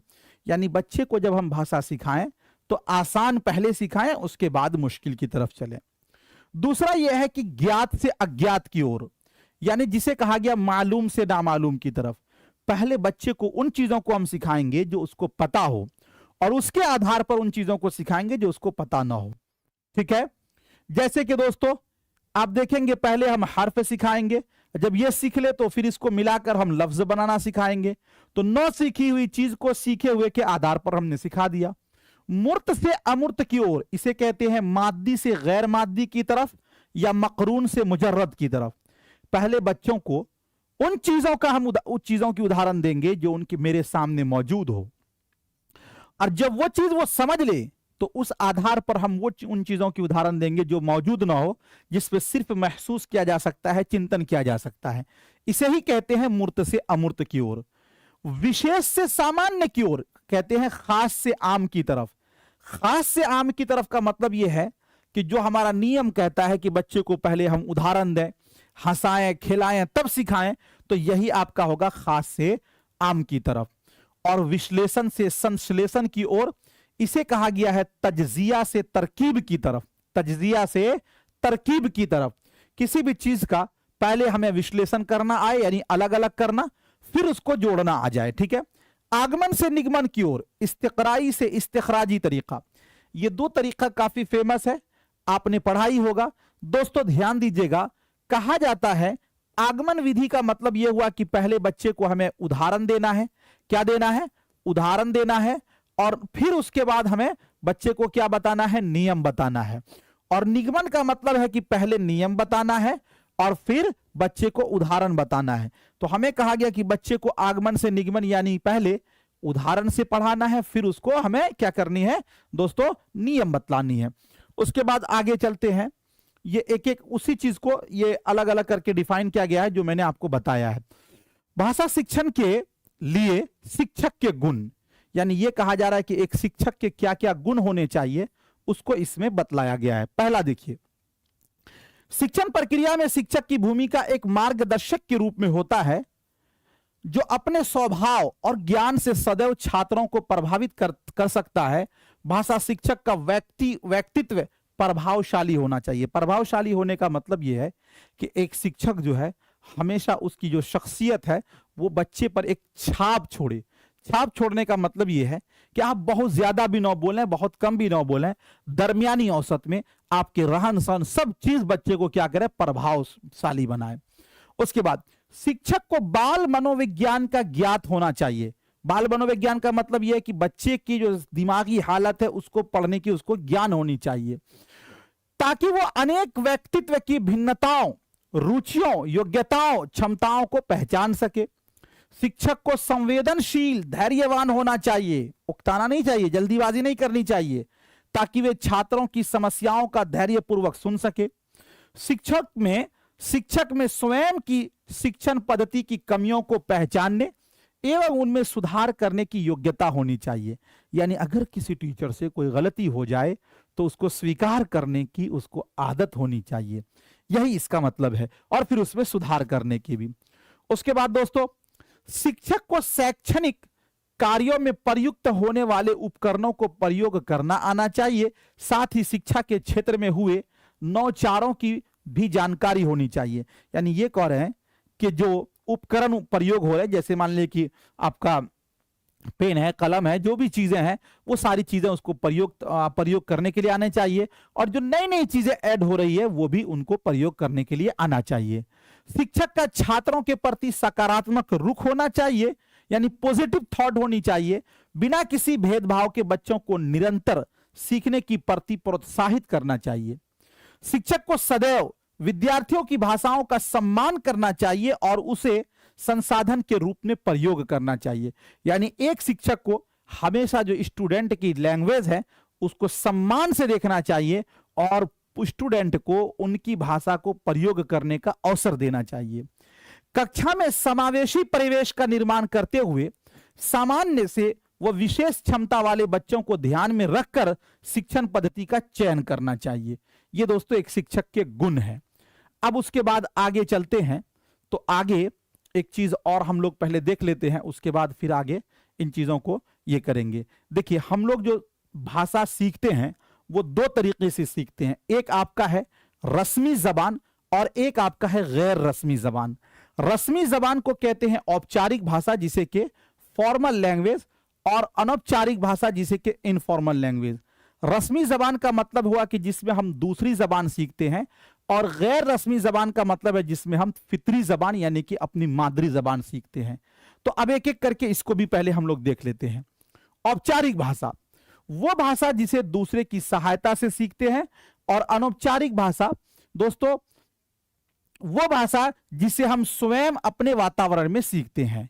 जी, औपचारिक भाषा इसे नियमानुसार व्यवस्थित ढंग से सीखा जाता है। इसे सीखने का कोई अच्छा, ये यहां आ गया। इसे नियमानुसार व्यवस्थित ढंग से, यानी कि दोस्तों जब आप द्वितीय भाषा सीखेंगे तो इसका नियम है, इसके जी थॉट है उसके अनुसार। और हम अनौपचारिक भाषा जो है दोस्तों खेल खेल में सीखते हैं, इसके लिए कोई नियम नहीं होता है। इसकी व्याकरण होती है जिसके नियम पालन करने होते हैं, किसके? औपचारिक भाषा में।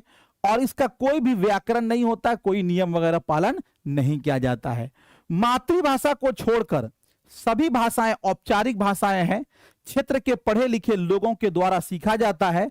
और मातृभाषा और क्षेत्रीय भाषा अनौपचारिक भाषा है। माता पिता, घर परिवार, परिवेश, पड़ोस, समाज से यह भाषा सीखी जाती है, तो इसे कहते हैं अनौपचारिक भाषा। ठीक है। अब उसके बाद दोस्तों ये चीज अभी तो हमने आपको बताया था, उसी का थोड़ा सा डिटेल है, चूंकि ये भी एग्जाम में आने की संभावना रहते हैं। एक होता है राजभाषा, दूसरा होता है राज्य भाषा, और तीसरा है मातृभाषा। राजभाषा किसे कहते हैं? राज यो नहीं लगा हुआ इसमें। सरकारी कामकाज के लिए प्रयुक्त भाषा को राजभाषा कहते हैं। जैसे कि हिंदी आपकी क्या है, तो दोस्तों ये राजभाषा है। ठीक है। इसी तरह राज्य भाषा जिस प्रदेश या राज्य सरकार द्वारा उस राज्य के अंतर्गत प्रशासनिक कार्यों को संपन्न करने के लिए जिस भाषा का प्रयोग किया जाता है उसे राज्य भाषा कहा जाता है। राज्य का मतलब स्टेट, राष्ट्रीय नहीं बोला गया है, राज्य भाषा। जैसे कि जिस स्टेट में जो भाषा वहां के जिस सरकारी अमला के लिए जरूरी है उसी को कहते हैं राज्य भाषा। और एक है मातृभाषा, माता पिता तथा समाज से जो भाषा आप आत्मसात करते हैं उसे मातृभाषा कहा जाता है। चलिए, ये दोस्तों भाषा शिक्षक के कार्य जी। उसके बाद आगे जो है एक और भी चीज है जी, ये क्या है ना, ये व्याकरण के शिक्षण के नियम है। इसको भी आप देख लीजिए। व्याकरण शिक्षण की विधियां, व्याकरण शिक्षण की विधियां क्या है? तो दोस्तों इसमें दो नियम है। एक नियम है आपका निगमन विधि और दूसरा आपका है आगमन विधि। जो निगमन विधि है उसे इस्तिखराजी तरीका और जो आगमन विधि है उसे इस्तिकराई तरीका कहते हैं। तो ये क्या होता है इसको पहले हम लोग देख लेते हैं और समझ लेते हैं। ध्यान दीजिएगा। निगमन विधि जिसे कि नियम से उदाहरण की तरफ कहा गया है, यह व्याकरण शिक्षण की प्राचीनतम विधि है। कैसी विधि है? प्राचीनतम। इस विधि में पहले व्याकरण के नियम कंठस्थ करवाए जाते हैं, फिर उदाहरण देकर प्रयोग सिखाया जाता है। अधिकतर विद्वान इस विधि को अमनोवैज्ञानिक व अरुचिकर मानते हैं। इस विधि को पुस्तक विधि और सूत्र विधि भी कहा जाता है। यानी जो निगमन विधि है उसे क्या? पुस्तक विधि और सूत्र विधि। जैसे पहले हम लोग बचपन में पढ़ते थे, पिटाई के डर से पूरी बुक याद होती थी, लेकिन हम लोगों को समझते नहीं थे, तो वो निगमन विधि, उसे ही प्राचीनतम विधि, उसे ही पुस्तक विधि या अमनोवैज्ञानिक विधि कहा जाता है। सामान्य सिद्धांत सिखाए जाते हैं। यह छात्र केंद्रित विधि है। यह विधि मूर्त से अमूर्त की ओर, ज्ञात से अज्ञात की ओर, स्थूल से सूक्ष्म की ओर, स्थूल से सूक्ष्म की ओर का मतलब होता है माद्दी से गैर माद्दी की तरफ। ठीक है। सरल से कठिन की ओर सिद्धांत पे कार्य करती है। व्याकरण शिक्षण हेतु यह विधि सर्वोत्तम विधि है, यानी कि सबसे बेस्ट विधि है। कौन सा विधि? आगमन विधि। अब दोस्तों एक आपका है सह संबंध विधि। सह संबंध विधि क्या है? इस विधि का प्रयोग शब्द शिक्षण, वर्तनी शिक्षण, उच्चारण शिक्षण आदि के माध्यम से किया जाता है। एक आपका है खेल विधि। इस विधि में बच्चे को खेल खेल में व्याकरण के नियम सिखाए जाते हैं और इस विधि में खेल खेल में शब्द भेद, लिंग भेद, वचन आदि व्याकरण के नियम को सहजता से सिखाए जाते हैं। तो इसे ही क्या कहा जाता है? खेल खेल विधि। प्रत्यक्ष विधि, बिना व्याकरण का ज्ञान कराए भाषा के शुद्ध रूप का अनुकरण करने का अवसर प्रदान करना, यह विधि प्राथमिक स्तर के लिए उपयुक्त है। जैसे बच्चे पहले क्लास में जाते हैं तो उसे कोई व्याकरण या ग्रामर वगैरह नहीं पढ़ाया जाता है, बल्कि उसे डायरेक्ट भाषा से रूबरू कराया जाता है। तो इसे ही कहते हैं प्रत्यक्ष विधि या रास्ते का तरीका या डायरेक्ट मेथड कहा जाता है। ठीक है। उसके बाद दोस्तों आगे आपका आता है, चलिए, तो अब आपका है संप्रेषण कौशल के विकास में व्याकरण का महत्व है। यानी ये इसका मतलब हुआ कि संप्रेषण का मतलब हुआ कि,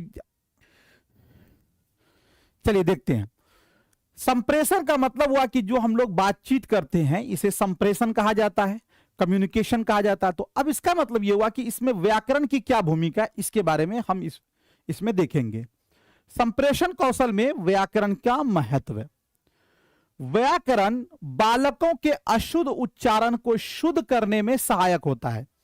जैसे व्याकरण से अगर कोई गलत शब्द आप उच्चारण करते हैं तो उसका सही शब्द कैसे होगा? तो व्याकरण से होगा। व्याकरण बालकों की अभिव्यक्ति में स्पष्टता लाने में सहायक होता है। अभिव्यक्ति का मतलब यह हुआ कि इजहार ख्याल में स्टूडेंट के व्याकरण क्या होता है दोस्तों? हेल्प करता है जी। व्याकरण पूछे गए प्रश्नों का उत्तर परवाहपूर्ण देने में सहायक होता है। यानी जो प्रश्न आपसे पूछा गया है उसका बिल्कुल सटीकता, बिल्कुल टू द पॉइंट जवाब देने के लिए व्याकरण आपकी हेल्प करता है। लोकोक्तियां, लोकोक्तियां का मतलब होता है जरबुल मसल। ठीक है। लोकोक्तियां व मुहावरों का प्रयोग भाषा को प्रभावी बनाने में सहायक होता है। तो लोकोक्तियां और मुहावरा दोनों व्याकरण में आते हैं। यह बालकों में सृजनात्मक कौशल का विकास करने में सहायक होता है। कौन? व्याकरण। उसके बाद दोस्तों आगे देखते हैं, तो आगे आपका आएगा जी, ये आपका है कि भाषाई विविधता वाले कक्षा कक्ष की समस्याएं। यानी जो अलग अलग भाषाएं होती हैं, अगर दो या दो से अधिक भाषा क्लास में बोली जाए या पढ़ी जाए तो उसमें दोस्तों उसे कहते हैं बहुभाषिकता। तो बहुभाषिकता वाले कक्षा में क्या समस्याएं आती हैं उसको देखेंगे हम लोग जी। तो बहुभाषी कसीर लिसानियात, दो या दो से अधिक भाषाओं का प्रयोग करने वाले व्यक्ति को बहुभाषी कहते हैं। भारत एक बहुभाषी देश है। यहां स्कूलों में 47 भाषाएं पठन पाठन के प्रयोग की जाती है, जबकि संविधान द्वारा कुल 22 भाषाओं को राजभाषा का दर्जा प्राप्त है और यहां लगभग 1600 से अधिक भाषा प्रयोग किए जाते हैं। बहुभाषिकता समाज में संप्रेषण को बाधित करने के बजाय सहायता प्रदान करता है। मतलब यह हुआ कि बहुभाषिकता हमें, हमारे लिए रुकावट नहीं है, बल्कि वो हमारे लिए फायदेमंद है। ठीक है। उसके बाद दोस्तों आगे देखते हैं कि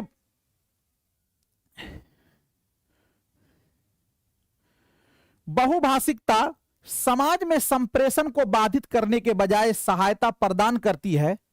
बहुभाषी कक्षा में छात्रों को अपनी मातृभाषा में बोलने का अवसर देना चाहिए। इसका मतलब यह हुआ कि अगर वो कक्षा जिसके अंदर दो या दो से अधिक भाषाएं प्रयोग हो रही हैं, तो उसके अंदर हमें स्टूडेंट को उनकी मातृभाषा बोलने की आजादी देनी चाहिए।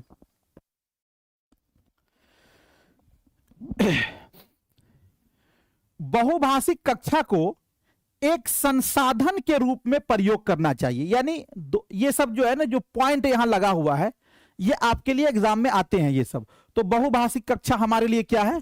तो एक संसाधन के रूप में है। ठीक है। उसके बाद बहुभाषिकता बच्चों की अस्मिता का निर्माण करती है। अस्मिता का मतलब ये होता है शख्सियत। यानी जैसे मान लीजिए किसी क्लासरूम में अगर आपको अपनी भाषा बोलने की आजादी दी जाती है तो आपको लगेगा कि क्या मेरा भी मान सम्मान है। आप बड़े खुश तबई के साथ सीखेंगे जी। द्विभाषी या बहुभाषी क्षमता संज्ञानात्मक वृद्धि, सामाजिक सहिष्णुता, विस्तृत चिंतन को क्या करती है? बढ़ावा देती है जी। उसके बाद दोस्तों आगे चलते हैं, आगे के कुछ पॉइंट है इसको भी हम लोग कवर कर लेंगे, है ना जी। देखिए दोस्तों, अब मैं फिर आपसे यही कहना चाहूंगा कि आपको 150 में 90 नंबर लाना है, और जो ऐसे भी आरक्षण में आएंगे तो उनको 82 नंबर लाना है। तो अगर आप अभी भी सही रणनीति बनाइएगा, मेहनत कीजिएगा, तो इंशाल्लाह ये बहुत बड़ा मतलब ये नहीं है, पास हुआ जा सकता है, किया जा सकता है। और अगर आप नहीं करोगे तो फिर मुश्किल में पड़ जाइएगा। ठीक है, बाकी बताइए कि आज का ये क्लास आपको कैसा लगा।